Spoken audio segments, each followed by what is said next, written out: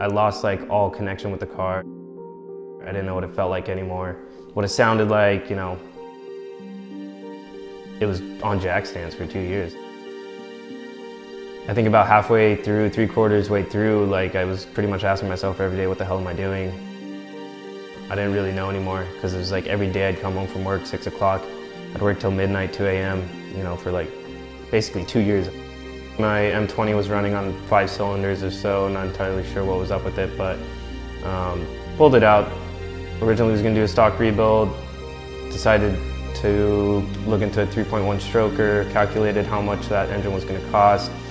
It was like 6 grand or something for like 200 horsepower, so I figured, well, I may as well go S54, and then everything just kind of escalated with every paycheck that came in the mail. It was like wheels, intake, it just kept on going.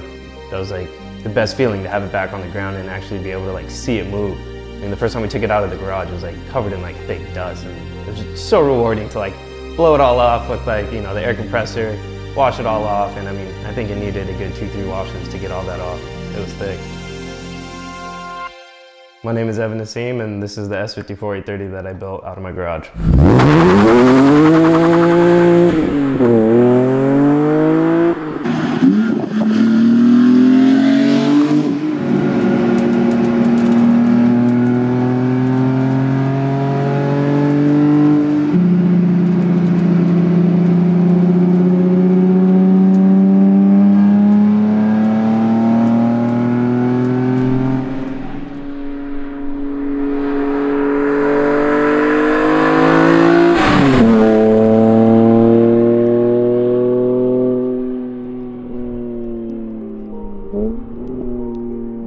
And a molded red MTech 2 E30 was kind of always the dream E30. So, you know, I had to move on it. Got a $60 Greyhound ticket. It was like a 12-hour ride down to SoCal, and I drove it back without an exhaust, like at 2 in the morning. It's quite an experience. My favorite part about driving it with the swap is that the motor is tons of power. It's a completely different driving experience than the M20. I mean, the M20 is like foot to the floor driving. You just kind of saw at the wheel, but now you really got to feather the gas. Completely different experience. But yeah, I mean, the power is sweet. I mean, you can just pass cars, which you can't do with an M20 typically.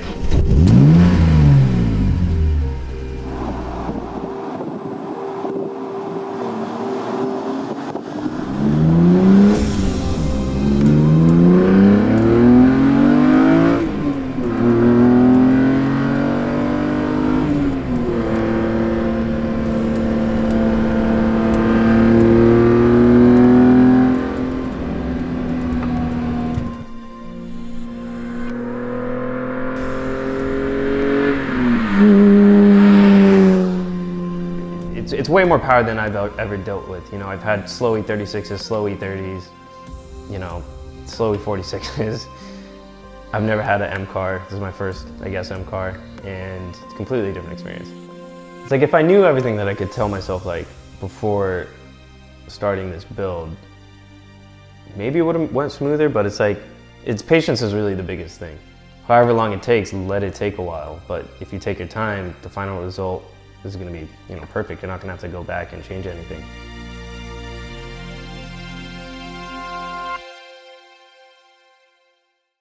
Hopefully, ideally. I mean, I had to go back and change a couple things, but